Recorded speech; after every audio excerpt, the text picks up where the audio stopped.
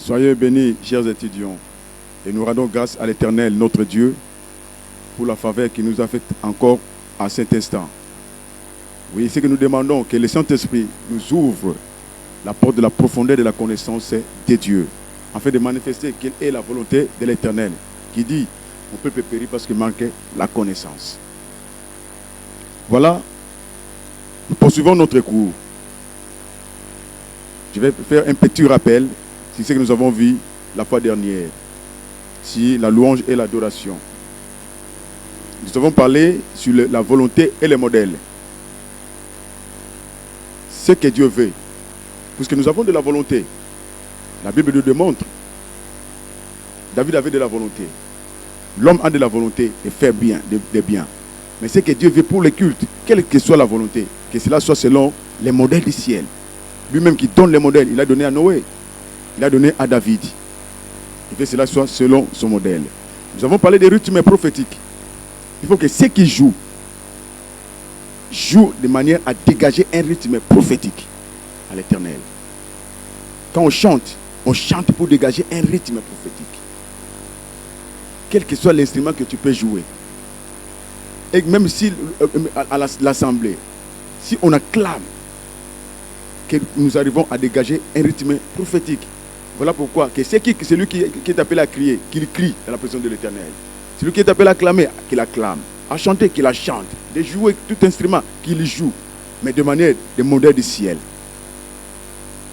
Et maintenant, nous voulons continuer avec le point 4, qui est l'adoration dans la prêche ou dans la prédication.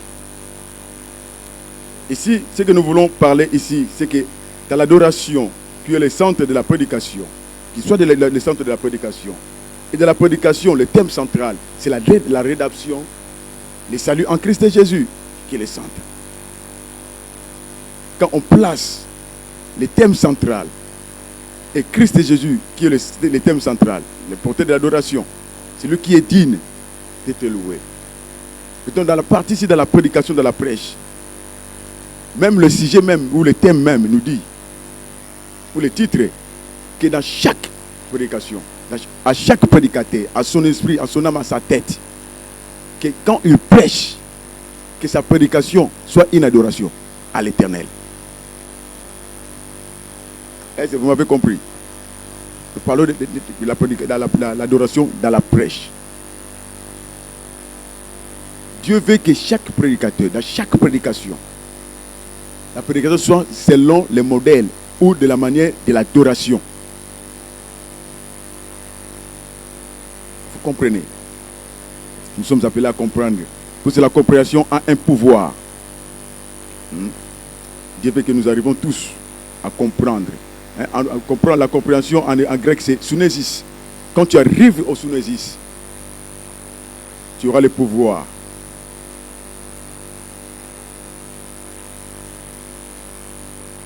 Écoutez. Alors posons-nous des questions. De savoir. Toute prédication qui ne célèbre pas Christ, où nous la placerons? Toute prédication dont le nom de Dieu est à côté, où nous pouvons la placer? Toute prédication d'où le nom des hommes est placé en premier lieu, le nom de l'Éternel ou le nom de Christ, où pouvons-nous la placer? Je me souviens, Paul dit, dans tout ce qui est sa prédication, c'est la croix de Christ. C'est Christ crucifié. Le Christ est ressuscité. Il prêchait, mais dit dans sa prédication, c'est Christ qui est le centre. Il adorait Christ. Voilà pourquoi, dans sa marche sur la terre, parce que quand Dieu prend sa place, nous sommes appelés à nous assurer que Dieu va toujours se manifester. Parce qu'il est jaloux vis-à-vis du culte. Je reprends. Dieu est jaloux vis-à-vis du culte, chers étudiants. Si tu veux provoquer la colère de l'Éternel, entre dans la présence de Dieu. Fais des bêtises. Tu verras la colère de l'Éternel. Si vous voulez voir comment Dieu a détruit un temple, il a fait avec Silo, avec les temples de Silo. qui est appelé de son nom. Quand il voit que le temple qui est appelé de son nom, mais les services qu'on faisait là, ce n'était plus pour donner gloire à Dieu. Qu'est-ce qu'il a fait? Il a détruit le temple. Voyez le temple de Jérusalem que Salomon a bâti selon les modèles que Dieu avait donné à David. Dieu a envoyé les Chaldéens, les Babyloniens pour le détruire. Regardez le temple que Jésus lui-même a donné la prophétie. En l'an 70, cela a été détruit. Jusqu'aujourd'hui. Quand Dieu ne trouve pas la place dans la prédication, pose-toi la question, tu prêches chez qui? Tu es le maître des serviteurs de qui? Si tu veux devenir un bon serviteur de Dieu, quel que soit, je ne peux même pas parler dans l'exhortation, adore Dieu, adore Christ. Les apôtres sont des modèles. Ils parlaient de Christ. Ils adoraient Dieu. Ils citaient le nom de Christ. Les centres de prédication, c'était Christ. Il n'avait pas un autre nom. Si Paul pouvait être orgueilleux, lui qui a dit, j'ai vu un homme monter jusqu'au 3e ciel, il pouvait s'enorgueillir pour dire moi. Mais au lieu de dire, c'est moi Paul qui a vu, il dit, je connais un homme. Vous comprenez? Il avait quelqu'un qui devait prendre la place dans sa prédication. Voilà pourquoi quand nous lisons le livre d'Hébreux 13 dans le dernier verset, il a dit, Dieu qui nous a donné un royaume inébranlable. Soyons reconnaissants vis-à-vis de ces dieux. Je pense, voilà pourquoi même le titre de ce cours, que nous arrivons à connaître que quand nous sommes au service de Dieu, nous sommes appelés à jouir sur la terre la joie du royaume de Dieu. Jésus l'avait dit devant les pharisiens, quand ils ont demandé quand est-ce que le royaume de Dieu viendra. Il a dit, où cherchez-vous? Si on vous dit que le royaume est là-bas, n'allez pas. Est ici, ne part pas. Car le royaume de Dieu est au milieu de vous. Voilà, les apôtres ont vécu la puissance, la joie du royaume sur la terre. Si tu trouves à eux le modèle, je t'assure, ça c'est la Bible. Dieu qui a dit, je suis vivant, je serai avec toi. Il sera avec toi.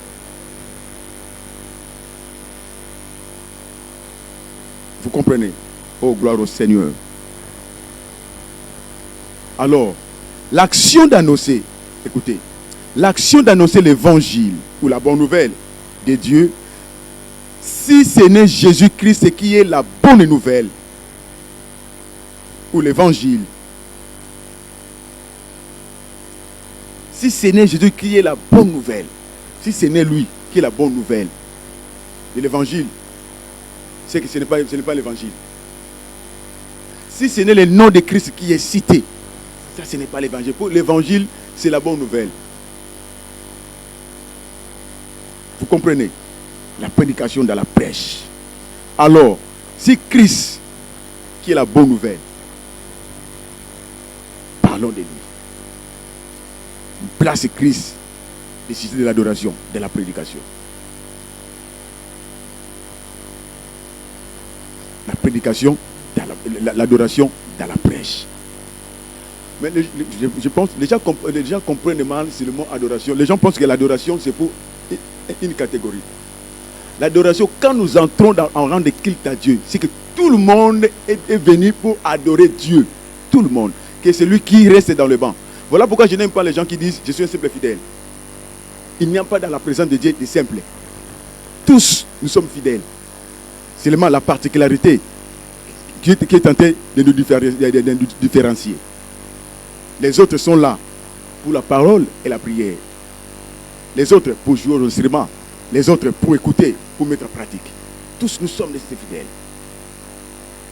Ministre de Dieu, exhortateur, modérateur, toi qui prêches, l'évangéliste, quel que soit ce que toi tu peux faire, pour être un témoin, place l'adoration dans ta prédication, dans tes exhortations. Voilà ce qui était comme nous pouvons parler sur l'adoration dans la prêche. Parlons maintenant du chapitre 5 qui est le 7e mot hébreu pour la louange. Vous pouvez noter. Les 7 mots hébreux sont employés dans la Bible pour décrire les mêmes termes que nous appelons la louange. Et je peux reprendre. Les 7 mots hébreux sont employés dans la Bible pour décrire les mêmes termes que nous appelons la louange. C'est alors nous allons prendre ces 7 mots comme la louange, mais avec une explication pour dire un autre mot. 1. Les yada.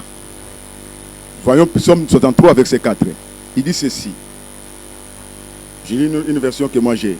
Je te bénirai donc de toute ma vie.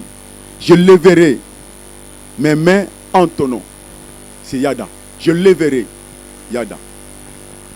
Mes mains en ton nom. Qu'est-ce que yada? Yada vient du mot yad. Y-A-D. Vient du mot yad. Qui signifie mains ouvertes. Yad. Mains ouvertes. Alors quand on ajoute maintenant les AH, qui est tiré du nom de l'Éternel, ça signifie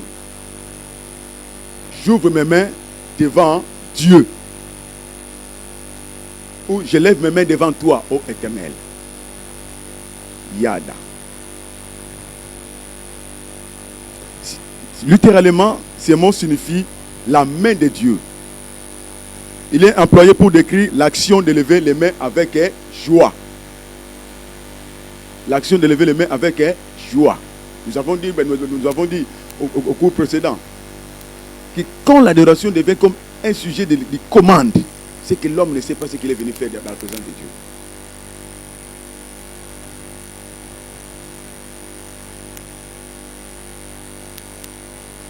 Je vais demander la question pour voir quels sont selon vous les vrais signes de la soumission quand quelqu'un se présente devant quelqu'un qui le braque une arme. Comment il se présente? On voit quelqu'un, la personne élève les mains en haut pour dire je me soumets à toi. Fais de moi ce que toi tu peux. Voilà pourquoi je te demande pardon. Si tu veux me tuer, tu vois, mais je me soumets. En nous levant les mains, c'est le signe de la soumission devant Dieu. Pour dire que je ne suis pas capable. Je ne suis pas digne, celle que toi tu es digne. Je me souviens, un homme de Dieu a dit, quand nous nous lèvons nos mains vers Dieu, nous entrons à la communion avec l'état-major divin. La communion avec l'état-major divin. Yada. Le deuxième mot du sens de louange, c'est halal. C'est H-A-L-A-L. On peut le voir dans Psaume 150, verset 1. Il dit, louez halal, l'Éternel, louez halal, Dieu dans son sanctuaire, louez-le halal dans l'étendue où éclate sa puissance. Halal. Ça signifie célébrer avec émotion, extravagance et délire. Allah. C'est de là même vient le mot Alléluia. Quand vous lisez la Psaume 150, le dernier verset, il dit que tout ce qui respire loue l'Éternel. Alléluia. Que tout ce qui respire loue l'Éternel. En hébreu, on dira, c'est tout ce qui respire. Alléluia. Voilà, même quand vous lisez dans le livre des psaumes, vous allez voir, quand vous prenez les psaumes 140, 241, 42, 43, jusqu'au 50, ce sont des psaumes Alléluia. Si ça ne commence pas avec Alléluia, ça termine avec Alléluia. Halal.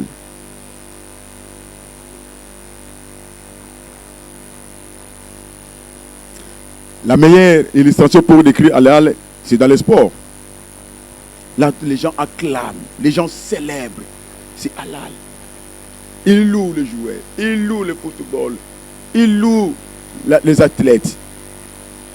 Alléluia. Mais ça devient Alléluia quand on loue maintenant l'Éternel Dieu. C'est là que ça devient maintenant Alléluia.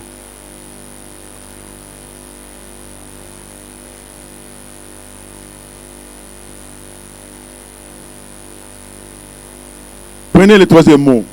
Tehila. Terrila, c'était A-E-H-I-L-L-A-H. Voyons psaume 22-23. Psaume 22-23. Il dit, pourtant tu es le saint. Tu sièges au milieu des louanges d'Israël. Tu es saint, tu sièges au milieu des louanges, des Terrila d'Israël. Il siège, il dit Terrila d'Israël. Le mot Terrila signifie chanter avec Alléluia. Terrila. Est-ce que vous comprenez? Il y a les Terril et les AH. Terrila. Chanter avec Alléluia. Là, c'est Terrila. Il y a des gens qui donnent même leurs enfants les noms de Terrila, de Yad, tout ça.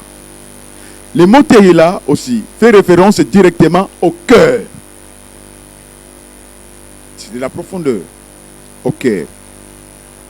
Voilà, on ne peut louer Dieu que avec un cœur bien disposé, qui lui appartient seulement, et non à moitié. On ne peut pas louer Dieu avec un cœur indisposé. On loue Dieu avec un cœur qui lui appartient tout entier. C'est ça, alléluia. Voilà, j'aime souvent quand les Saint-Esprit se manifestent, ils libèrent la prophétie. Vous entendez les gens crier, alléluia, alléluia. C'est louer l'éternel, louer l'éternel, louer l'éternel. Ça vient du profondeur. Ça vient du fond. Louer l'éternel.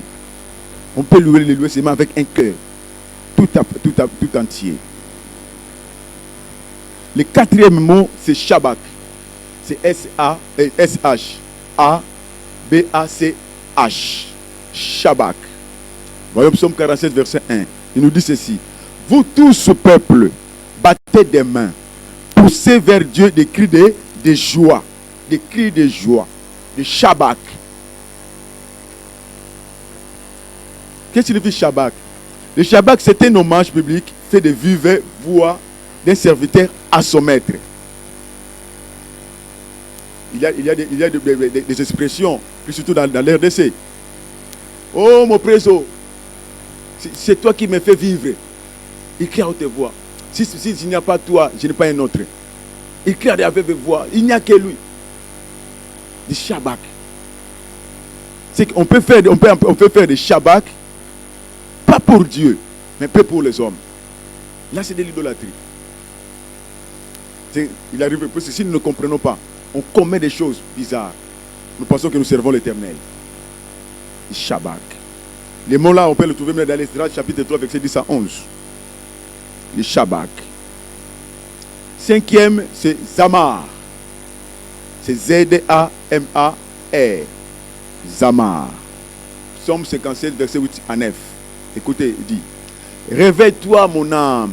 C'est le verset que nous avons lu l'autre fois. Réveille-toi mon âme. Réveillez-vous mon lyre et ma harpe. Je réveillerai l'aurore. Je te louerai parmi le peuple, Seigneur. Je te chanterai, Zamar, parmi les nations. Joue des louanges. Je te chanterai, c'est Zamar, parmi les nations. Qu'est-ce que signifie Zamar? Il est la traduction littérale des louanges, c'est-à-dire chanter avec des instruments d'accompagnement. C'est là que les gens parlent souvent, louanges. Nous sommes arrivés au temps des louanges. Nous sommes arrivés au temps des amars. Parce que nous chantons avec les instruments d'accompagnement.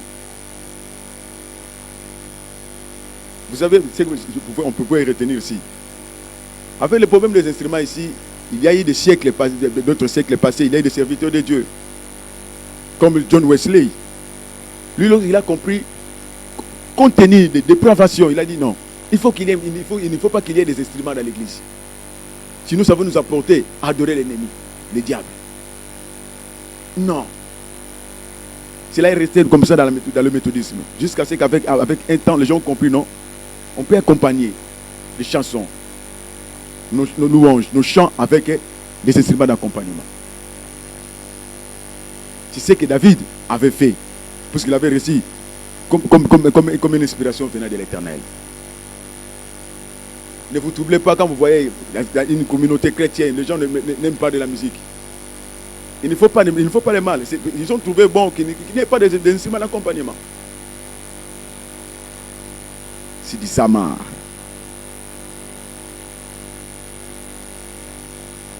Le 6e, c'est Toda. Là, nous avons vu dans l'action des grâces, nous allons le parler. Toda. C'est T-O-W-D-A-H. Toda. Psaume 54. Il dit, offre pour sacrifice à Dieu des actions de grâce. Toda. Et accomplis tes vœux envers les très hauts. Une autre version dit, quiconque présente à l'Éternel les actions de grâce lui célèbre. Toda. Les Toda dérivés du mot Yada, mais avec confession. Toda. Avec confession. Il décrit l'action de lever les mains avec adoration et remerciement. Il décrit l'action de lever les mains avec adoration et remerciement. Vous pouvez lever les mains. Oh Seigneur, je te dis merci. Merci pour le souffle de vie. Merci pour la bénédiction. Merci pour ta puissance. Merci de m'avoir choisi. Merci de m'avoir donné, de m'avoir sauvé. Merci de m'avoir sécurisé en levant les mains avec remerciement et l'adoration. C'est Toda. Voilà pourquoi nous sommes appelés à lui présenter les Toda, oh notre Dieu. Et le septième mot hébreu sur la louange, c'est le Barak. B-A-R-A-K.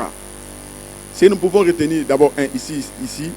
Le mot Barak est utilisé pour décrire l'attitude de soumission et de confiance.